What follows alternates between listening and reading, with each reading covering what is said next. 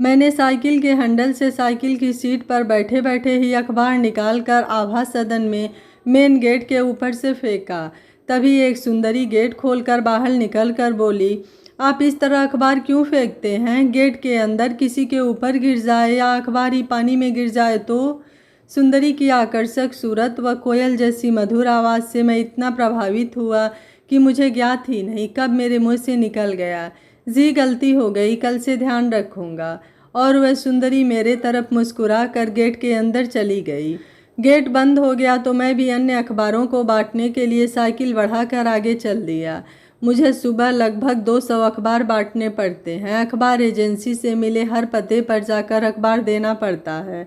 हर घर में अखबार समय से पहुँचे, इसलिए जल्दी इतनी रहती है कि मैं चलती साइकिल से ही मेन गेट के ऊपर से अखबार फेंकते हुए आगे बढ़ता जाता था।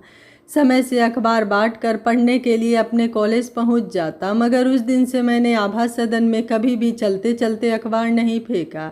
हमेशा साइकिल खड़ी करके मेन गेट के नीचे से अखबार सरका देता। कभी कभार वह सुंदरी गेट पर मिल जाती तो अभिवादन की मुद्रा से मेरे हाथ स्वतः ही जुड़ जाते। वह भी मुस्कुरा देती। अस्पताल से लौटकर मैंने ऑटो रिक्शा अपने घर के दरवाजे पर खड़ा किया। पिताजी को सहारा देकर ऑटो से नीचे उतारा और उन्हें सहारा देते हुए घर में पहुंचाकर चारपाई पर लिटा दिया। माँ ने उन्हें गर्म पानी के साथ दवा खिला दी तो वह चारपाई पर ही आराम करने लगे। मैं कॉलेज के लिए लेट हो गया था, अतः मैंने आज कॉलेज की छुट्टी करना ही उचित समझा। पिताजी की तबीयत खराब थी तो मैं घर में ही पड़ा पड़ा क्या करता।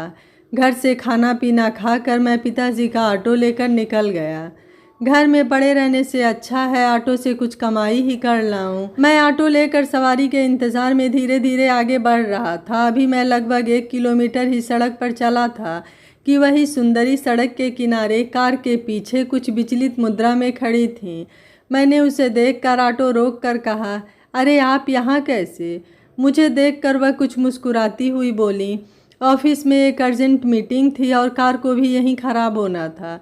दूसरी गाड़ी घर पर खड़ी है मगर अभी तक ड्राइवर नहीं पहुंचा है। यहीं से कोई टैक्सी पकड़ लूँगी, उसी का इंतज़ार कर रही थी। आप इंतज़ार क्यों कर रही हैं? मैं आपको अपने ऑटो से छोड़ दूँगा। तुम तो अखबार बांटते थे, ऑटो भी चलाते हो। ऑटो पिताजी चलाते हैं, आज उनकी तबीयत कुछ ख़राब है, अखबार बांटने से कुछ पैसे मिल जाते हैं। घर का खर्चा तो ऑटो से ही चलता है। मेरा ऑफिस 10 किलोमीटर दूर है, तुम्हारा ऑटो पहुंच जाएगा वहां तक? जी हाँ, ऑटो वहां तक पहुंच जाएगा और मैं आपको समय से ही पहुंचा दूंगा। उसने कार की सीट से अपना एक छोटा हैंडबैग उठाया और कार को लॉक कर दिया। ऑटो की पिछली सीट पर बैठते हुए बोली, थोड़ा जल्दी चलना, मैं ऑफिस के लिए लेट हो रही हूँ। बस अभी आपको पहुँचाए देता हूँ। यह कहते हुए मैंने ऑटो में सेल्फ लगाया और तेज़ी से ऑटो को आगे बढ़ाकर चल दिया। अभी मैं उसे लेकर 1 किलोमीटर ही चला था कि ऑटो अकस्मात बंद हो गया। मैंने कई बार सेल्फ लगाया मगर ऑटो स्टार्ट न हुआ तो मेरी निगाह फ्यूल की सुई पर गई जो बिल्कुल नीचे टिकी हुई थी। मुझे समझते देर न लगी कि ऑटो में डीजल समाप्त हो गया है। मेरा दुर्भाग्य मुझ पर सवार हो गया। मेरी जेब में एक भी पैसा नहीं था और पास में कोई डीजल टंकी भी नहीं थी। मुझे उदास देखकर वह बोली, अब क्या हुआ? डीजल समाप्त हो गया। यहाँ तो पास में कोई टंकी भी नहीं है। खैर कोई बात नहीं, मैं कोई टैक्सी लिए लेती हूँ। और इतना कहकर वह ऑटो से उतरकर नीचे सड़क पर आकर खड़ी हो गई। दुर्भाग्य के साथ मेरा सौभाग्य भी कम न निकला। ऑटो में डीजल खत्म होने को मैं अपना दुर्भाग्य समझूं या सौभाग्य, इसे मैं अपना सौभाग्य ही समझता हूँ, क्योंकि जिस जगह डीजल समाप्त हुआ वहाँ से चंद कदमों पर मेरा प्रिय मित्र हरीश अपनी बाइक पर बैठा फ़ोन पर किसी से बात कर रहा था। मैं भागकर उसके पास पहुंच गया और उसे अपनी सारी राम कथा सुनाकर कुछ समय के लिए उसकी बाइक मांग ली। बाइक लेकर मैं उसके पास आ गया। बैठिए।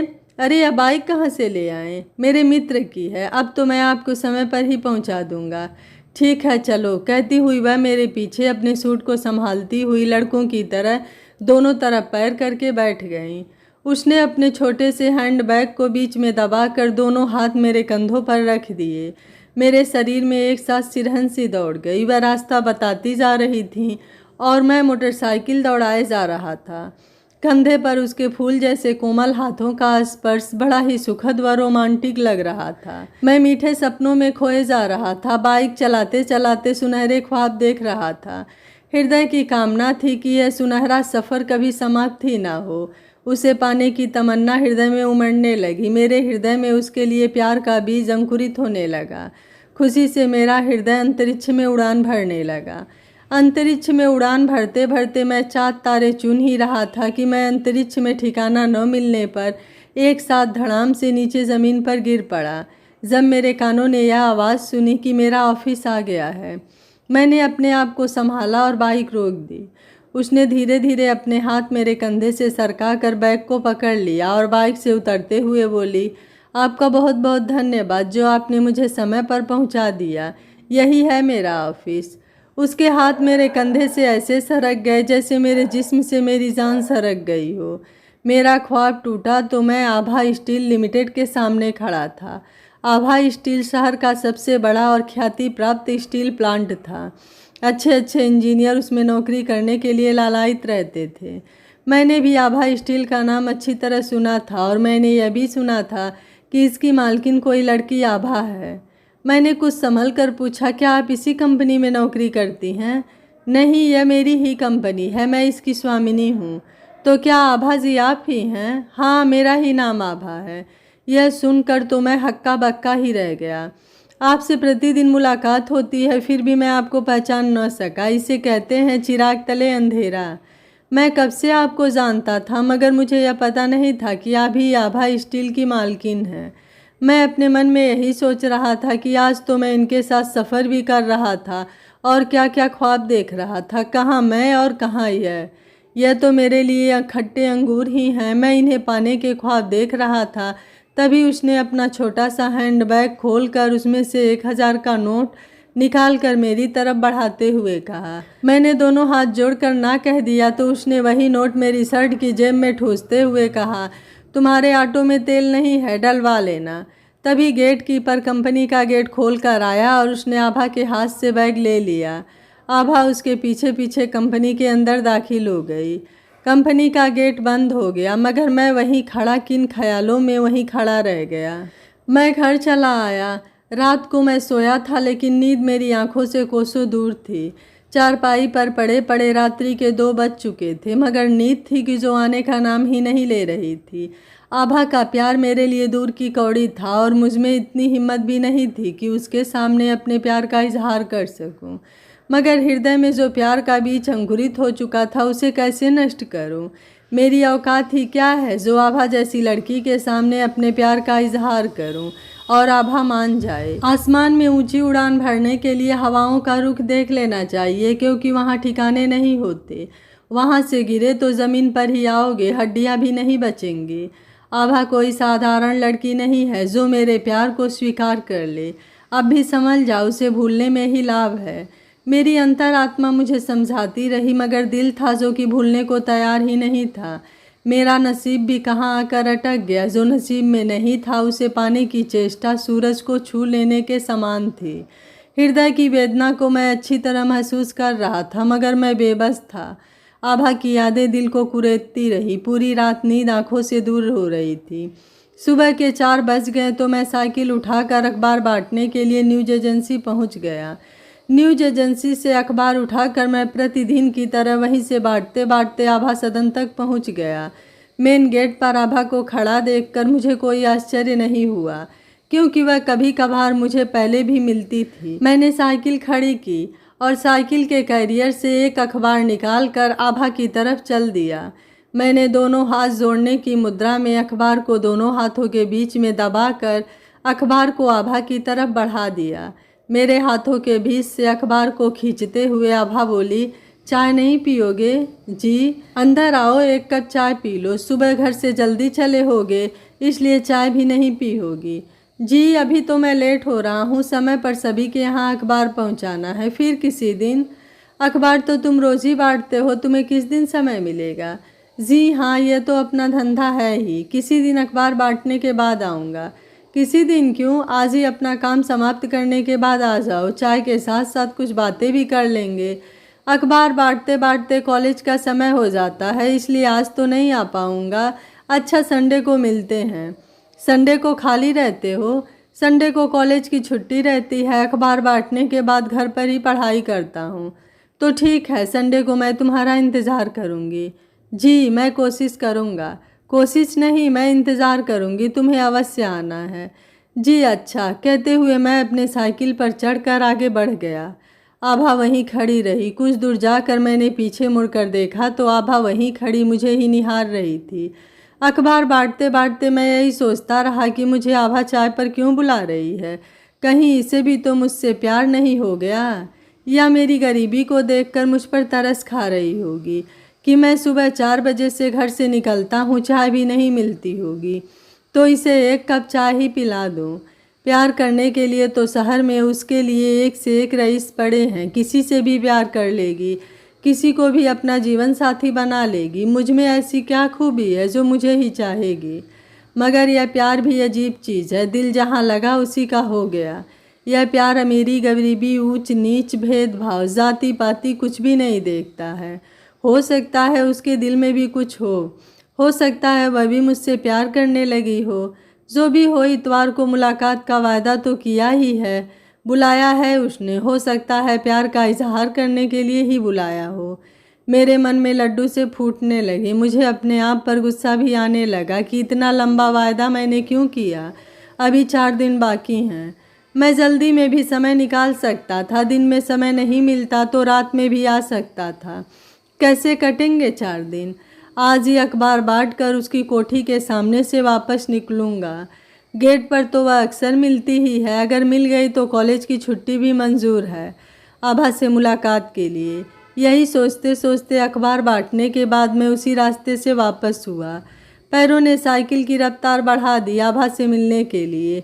दिल ने यह भी मान लिया कि आभा गेट पर ही खड़ी मिलेगी और पुनः चाय के लिए कहेगी। हृदय खुशी से बल्लियां उछलने लगा। आभा सदन दूर से ही दिखाई दे रहा था और साइकिल भी वायु के वेग से उड़ रही थी।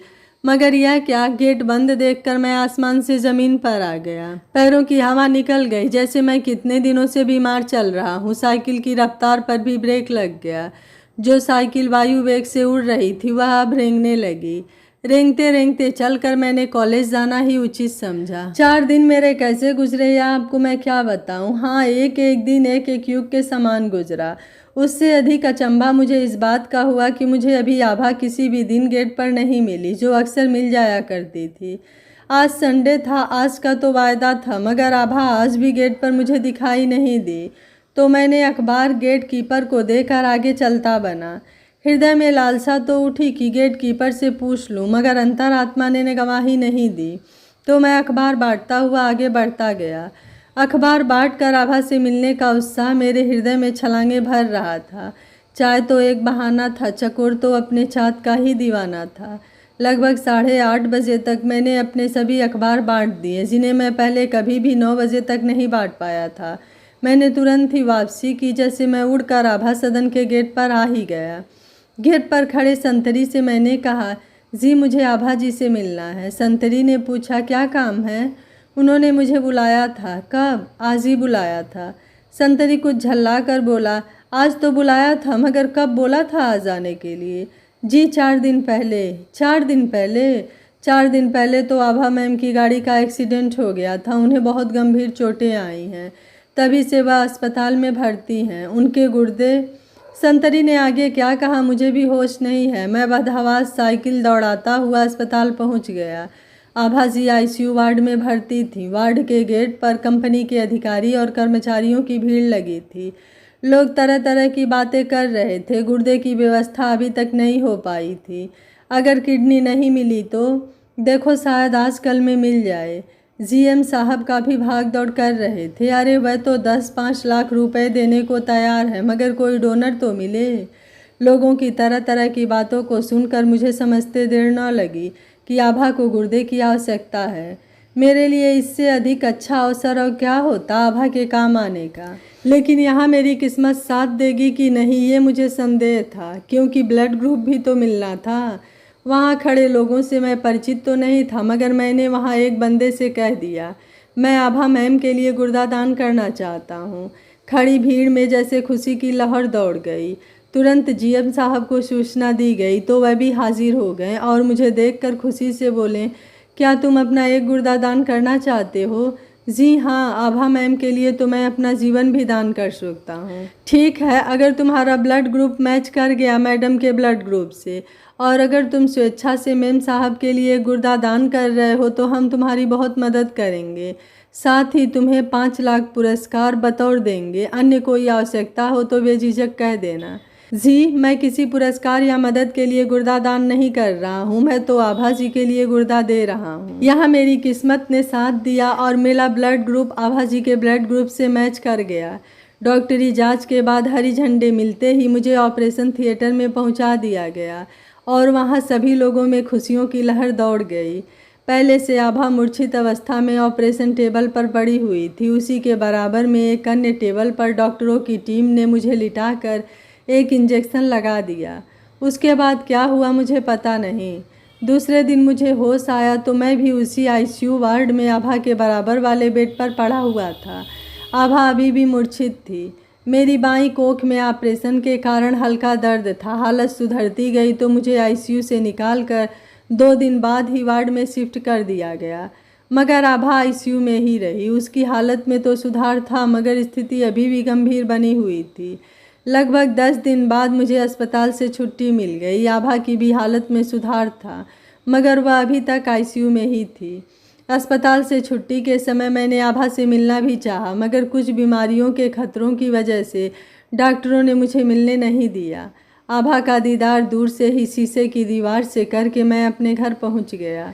2 महीने बाद मेरे बीटेक फाइनल के एग्ज़ाम थे। कुछ ऑपरेशन के कारण डॉक्टरों ने भी आराम करने की सलाह दी तो मैंने एग्ज़ाम होने तक अखबार बांटने का काम छोड़ दिया। घर पर ही रहकर अपनी परीक्षा की तैयारी में जुट गया। परीक्षा का परिणाम आते ही मेरी खुशी का ठिकाना न रहा जब मुझे कॉलेज कैंपस से ही धर्मा स्टील प्लांट में असिस्टेंट प्रोडक्शन मैनेजर का पद 9 लाख पैकेज के साथ मिल गया। धर्मा स्टील आभा स्टील से छोटी कंपनी थी मगर मेरे लिए 9 लाख का पैकेज बहुत बड़ी रकम थी। मैंने धर्मा स्टील प्लांट में कार्यभार संभाल लिया तो कंपनी ने मुझे रहने के लिए फ्लैट व आने जाने के लिए 4 पहिया वाहन उपलब्ध करा दिया। मैं अपने माता पिता के साथ पुराना जीर्ण शीर्ण घर छोड़कर नए फ्लैट में पहुंच गया। पिताजी का ऑटो भी मैंने बेच दिया। वह भगवान के भजन में अपना जीवन यापन करने लगे। घर में झाड़ू पोछा कपड़े व बर्तन धोने को नौकरानी आने लगी जिससे माँ को भी आराम मिल गया। इधर आभा को होश आने के बाद जीएम ने आभा को सारी बात बताई।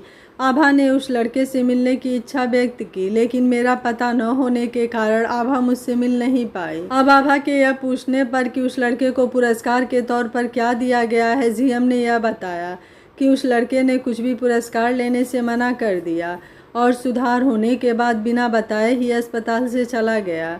धीरे धीरे आभा की स्थिति में सुधार आने लगा। डॉक्टर ने महीनों तक आभा को आराम करने के लिए कहा था। जब तक आभा बिस्तर पर रही उस लड़के के बारे में ही सोचती रही कि आखिर उस लड़के ने मेरी मदद क्यों की। कोई अपने सगे के लिए भी किडनी दान तक नहीं करता है और उसने मुझ पराई के लिए इतनी बड़ी कुर्बानी क्यों दी। आभा ने अपने मैनेजर से कहकर मेरा पता लगाने की बहुत कोशिश की लेकिन कुछ पता नहीं चला। इधर धर्मा प्रोडक्शन में नौकरी लगने से मैं बहुत खुश था और मैंने कंपनी के प्रोडक्शन में नए नए प्रयोग कर सुधार करना शुरू कर दिया था। साल के अंत तक परिणाम भी अच्छे आने लगे। धर्मा स्टील में कम लागत पर उत्तम गुणवत्ता का अधिक माल तैयार होने लगा जिससे बाजार में धर्मा स्टील की धाक जम गई। माल कम कीमत पर मिलने लगा तो साल के अंत तक धर्मा स्टील के कारोबार में बहुत उछाल आया। धर्मा स्टील ने कारोबार के पहले एक वित्त वर्ष में ही आभा स्टील को पीछे छोड़ दिया। महीनों आराम करने के बाद डॉक्टर की सलाह से आभा ने भी अपनी कंपनी को ज्वाइन कर लिया था। आभा स्टील्स का कारोबार वैसे तो पहले की तरफ ही चल रहा था मगर गत वर्ष से धर्मा स्टील प्लांट ने प्रोडक्शन व बाजार में आभा स्टील्स को पीछे छोड़ दिया। आभा ने कई बार अधिकारियों की मीटिंग भी ली मगर स्थिति में अधिक सुधार न हुआ तो आभा ने जीएम को धर्मा स्टील का उदाहरण देते हुए कहा, उनका प्रोडक्शन कैसे बढ़ गया जबकि वह तो हमारे सामने कुछ भी नहीं थे। हमारा प्रोडक्शन व हमारे माल की डिमांड क्यों नहीं बढ़ी। धर्मा स्टील प्लांट हमारे सामने एकदम नई कंपनी है और वह देखते ही देखते हमसे आगे निकलती जा रही है। क्या कारण है? जीएम ने कहा, गत वर्ष धर्मा स्टील प्लांट ने एक नए इंजीनियर सूरज धवन को अपॉइंट कर प्रोडक्शन मैनेजर बनाया था। तभी से धर्मा स्टील का प्रोडक्शन गति पकड़ता गया। प्रोडक्शन अधिक हुआ तभी बाजार में उनकी स्थिति हमसे अच्छी रही। सूरज धवन का नाम मैं पहली बार सुन रही हूँ। क्या आपने कभी सूरज धवन से मुलाकात की है? जी नहीं मैम, सूरज धवन कोई नया ही लड़का है। धर्मा में उसका फ्रेंड्स अपॉइंटमेंट है। आप कल उससे मिलने की कोशिश करें या ऐसा करें कल उसे हमारे ऑफिस में ही बुला लें, वहीं बैठकर उससे बात होगी। किसी भी कीमत पर उसे अपने यहाँ जोड़िए, चाहे हमें उनके लिए 2 गुना वेतन ही क्यों न देना पड़े। मुलाकात के लिए लेटर टाइप करके अभी उसके कार्यालय को भेजिए। जी मैम, मैं अभी लेटर भिजवाता हूँ। कहते हुए जनरल मैनेजर आभा के कार्यालय से निकलते हुए अपने कार्यालय में पहुँच गए और एक पर्सनल लेटर टाइप कर एक कर्मचारी द्वारा धर्मा स्टील प्लांट में सूरज धवन के कार्यालय में पहुंचा दिया गया, जिसमें आभा से कल कार्यालय में मुलाकात का आमंत्रण था। यूं तो शाम 4-5 बजे ही ऑफिस का काम समाप्त हो जाता था, मगर मैं नए नए प्रयोग करने के लिए अक्सर रात 8-9 बजे तक प्लांट में ही रुकता था। आभा का पत्र मिलने के बाद हृदय में एक अजीब उल्लास पैदा हो गया। आभा के पत्र ने हृदय में दबे हुए प्यार को प्रज्वलित कर दिया। पहले मैं अखबार बांटता था, तब तो अक्सर चाँद का दीदार हो जाता था, मगर अब मुलाकात का कोई बहाना भी नहीं था, इसलिए 1 साल का समय निकल गया। मगर आज पत्र ने मुलाकात की चाहत पैदा कर दी। दिल तो चाह रहा था कि आज शाम को ही आभा सदन में जाकर मिल लूं, मगर यह शिष्टाचार के विरुद्ध था। कल के लिए निमंत्रण था, कल का इंतज़ार अवश्य करूँगा, क्योंकि लोग तो इंतज़ार में जीवन व्यतीत कर देते हैं। मेरे लिए तो 1 रात का ही सवाल था। इंतज़ार की घड़ियाँ कितनी लंबी होती है, आज यह मैं महसूस कर रहा था। रात जैसे कांटे नहीं कट रही थी। आभा की याद रह रहकर दिल को कचोट रही थी। मैं जानता था कि आभा का प्यार मेरे लिए दूर की कौड़ी है, अतः मैं आभा को भूलना ही चाह रहा था। इसलिए मैंने 1 साल से आभा से मुलाकात तक नहीं की, मगर आज आभा के पत्र ने मेरी भूली बिसरी यादों को ताज़ा कर दिया। जैसे सूखी फसल पर अमृत की वर्षा हो गई हो। जैसे तैसे रात कटी तो मैं सुबह जल्दी ही तैयार होकर आभा स्टील पर पहुंच गया। गेट के सहारे मैंने अपनी गाड़ी खड़ी कर दी और गाड़ी से निकलकर गेट पर पहुंच गया तो गेट कीपर ने मुझे देखकर रोकते हुए कहा, आप कहाँ जा रहे हैं? मैंने आभा का पत्र दिखाते हुए कहा, आभा जी ने मुझे बुलाया है, उनके पास ही जा रहा हूँ। मैडम अभी नहीं आई हैं, आप चाहे तो वेटिंग रूम में बैठकर उनका इंतज़ार कर सकते हैं। वह लगभग 10 बजे तक आएंगी। 10 बजने में अभी आधा घंटा बाकी था। वेटिंग रूम में बैठकर क्या करूँगा? मैंने गेट पर खड़े रहकर ही इंतज़ार करना उचित समझा। मैं गेट पर खड़ा इंतज़ार कर रहा था, तभी लगभग 10-15 मिनट बाद ही एक चमचमाती कार रोड से उतरकर आभा स्टील्स के गेट पर आकर खड़ी हो गई। गेट कीपर ने गेट खोला, तब तक आभा ने गाड़ी से उतरकर ड्राइवर को आगे बढ़ने का इशारा दिया। ड्राइवर गाड़ी लेकर अंदर प्लांट में घुस गया और आभा मेरी तरफ देखकर मुस्कुरा कर बोली, अरे तुम यहाँ कैसे खड़े हो? जी आपसे ही मिलने आया था। इतने दिनों बाद हमारी याद कैसे आ गई? जी आप पर एक चाय ड्यू थी, सोचा आज आपको कर्ज मुक्त कर ही दें। जो चाय आप पर ड्यू है उसे आज पी ही लें। अरे क्यों नहीं, चाय भी मिलेगी और चाय के साथ साथ मिठाई भी। आओ अंदर, ऑफिस में बैठकर बात करते हैं। आभा के पीछे चलते चलते मैं ऑफिस तक पहुंच गया। आभा का इशारा पाकर मैं ऑफिस में पड़े सोफे पर बैठ गया। आभा एक कर्मचारी को कुछ निर्देश देकर मेरे सामने सोफे पर बैठती हुई बोली, अब बताओ कैसे हो आजकल? जी ठीक हूँ। क्या कर रहे हो आजकल? तुम्हारा अखबार का काम कैसा चल रहा है? काफ़ी दिनों से तुम अखबार देने क्यों नहीं आ रहे हो? तुम्हारी जगह कोई दूसरा लड़का अखबार देने आ रहा है। मैंने अखबार बांटना छोड़ दिया है। तो क्या पिताजी के ऑटो से ही घर का खर्च चल रहा है? नहीं, पिताजी का ऑटो भी मैंने बेच दिया। तो घर का खर्च? तभी कुछ कर्मचारी चाय, मिठाई व कुछ ड्राई फ्रूट्स सामने टेबल पर रखकर चले गए। हम दोनों ने चाय के कप उठा लिए और चाय की चुस्कियां लेने लगे। चाय की चुस्की के साथ ही आभा बोली, तुमने बताया नहीं आजकल क्या कर रहे हो? अगर इस समय कोई काम न हो तो बताना, मैं तुम्हारी पूरी मदद करूँगी। हाँ, तुम्हारा नाम क्या है? आज तक तुमने कभी अपना नाम भी नहीं बताया। जी आपने पहले पूछा ही कब था? मैं आगे कुछ बोल पाता तब तक प्लांट के जनरल मैनेजर ऑफिस में आ गए और मुझे देखकर आश्चर्यचकित रह गए। आभा ने जनरल मैनेजर को देखते ही कहा, अंकल जी, सूरज धवन का कोई संदेश आया क्या? जीएम साहब आत्मविश्वास भरी लंबी सांस लेकर मुस्कुराते हुए बोले, मैडम, सूरज धवन का तो अभी तक मेरे पास कोई संदेश नहीं आया, मगर आप जिस सूरज के बारे में मुझसे 1 साल से पूछ रही हैं उसकी तलाश कर रही थी। यह वही सूरज है जिसने आपको अपना एक गुर्दा दान किया था। उस समय इसने अपना नाम सूरज ही लिखवाया था। अस्पताल से छुट्टी होने के बाद भी हम इनसे कभी नहीं मिल सके क्योंकि इन्होंने अपना पता दर्ज नहीं कराया था। प्लांट के जनरल मैनेजर की बात सुनते ही आभा मेरी तरफ कृतज्ञता भरी नजरों से देखने लगी। उसके हृदय में छुपा प्यार फिसल कर आंखों से निकल कर कपोलों पर लुढ़कने लगा। आभा के कपोलों पर फिसलते हुए आंसुओं को देखकर मेरा हृदय द्रवित हो गया। मैं अपने आप को रोक न सका तो मेरे हाथ उन आंसुओं को पोंछने के लिए आभा के कपोलों पर पहुंच गए। आभा ने भी मेरे हाथ को अपने हाथ से वहीं दबा लिया। कुछ समय आंख बंद करने के बाद आभा आंख खोलते हुए बोली, इतना बड़ा छल किया मुझसे? मैं सिहरते हुए बोला, छल? मुझसे कोई भूल हुई क्या? हाँ, शायद इसे भूल ही समझूंगी। आभा सदैव सूरज की होती है। सूरज के बिना आभा का कोई अस्तित्व नहीं है। तुमने सूरज बनकर आभा को प्रकट तो किया, मगर सूरज बनकर भी सदैव छुपे ही रहे। इसे तुम्हारी भूल समझूं या अपना नसीब? मैं कुछ समझा नहीं। इसमें समझने की क्या बात है? तुम अगर मुझे अपना गुर्दा न देते तो यह आभा कहाँ होती? गुर्दा देकर तुमने जो मुझे जीवन दान दिया है, तभी तो यह आभा तुम्हारे पास बैठी है। अन्यथा उसी समय मर गई होती। तो यह जीवन तुम्हारा ऋणी हुआ कि नहीं? यह जो दिल धड़क रहा है तुम्हारे ही कारण, यह जो श्वास आ रही है जा रही है तुम्हारे ही कारण। आभा के जीवन की जो आभा है उसके सूरज तुम ही तो हो, और तुम भी अब तक छुपे रहे। इतना कहकर आभा ने अपना सर मेरे कंधे पर रख दिया तो मेरे हाथ की उंगलियां बरबसी आभा की आंखों के आंसू पोंछने लगीं। प्लांट के जनरल मैनेजर तभी से गुमसुम बैठे सब नज़ारा देख रहे थे। उनकी अनुभवी आंखें आभा के चेहरे को बार बार पढ़ रही थीं। वह खड़े होकर बोले, मैडम, सूरज धवन को अब तक आ जाना चाहिए था, मगर वह अब तक नहीं आए हैं। मैं उनके पास पुनः संदेश भेजता हूँ। और इतना कहकर वह बाहर निकल गए तो आभा मेरे गले से लग गई। अपने अधरों को मेरे कपोलों पर घुमाते हुए बोली, बोलो सूरज, अब तक तुम कहाँ रहे? मेरे शरीर में सिहरन सी दौड़ गई। आभा से प्यार का जो सपना मैंने देखा था वह पूरा हो रहा था। जिस आभा के प्यार को मैं दूर की कौड़ी समझता था, वही आभा मेरे आलिंगन में थी। मैं कितना खुशनसीब था कि आभा भी मुझसे प्यार करने लगी। आभा के सामने तो मैं एक कर्मचारी ही था, वह ठहरी प्लांट की मालकिन। मैंने थोड़ा शर्माते हुए कहा, आपके आदेश का इंतज़ार कर रहा था। गुर्दा देने के बाद 1 साल से तुम मेरे पास आए क्यों नहीं? गुर्दा देकर मैंने कोई एहसान नहीं किया था जो उसे जताने तुम्हारे पास आता। मेरे दिल ने तुमसे प्यार किया था, उसी प्यार को मैं अपना गुर्दा दिया था, तुम्हें नहीं। तुम मुझसे प्यार करते थे तो तुमने मुझसे कभी कुछ कहा क्यों नहीं?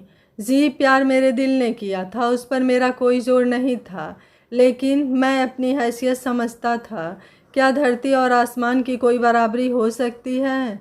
मैंने तो आपको पाने की उम्मीद उसी दिन छोड़ दी थी जिस दिन मुझे पता चला था कि आप आभा स्टील प्लांट की मालकिन हैं। लेकिन दिल का क्या करे साहब, यह तो अमीर और गरीब नहीं देखता ना। हाँ, लेकिन जिस दिन आपने चाय पर बुलाया था तो दिल में कुछ आस जगी थी, शायद आप भी। लेकिन तभी दिमाग ने कहा कि वह तुम्हारी गरीबी पर तरस खाकर तुम्हें चाय पर बुलाकर तुमसे कुछ बात करना चाहती है।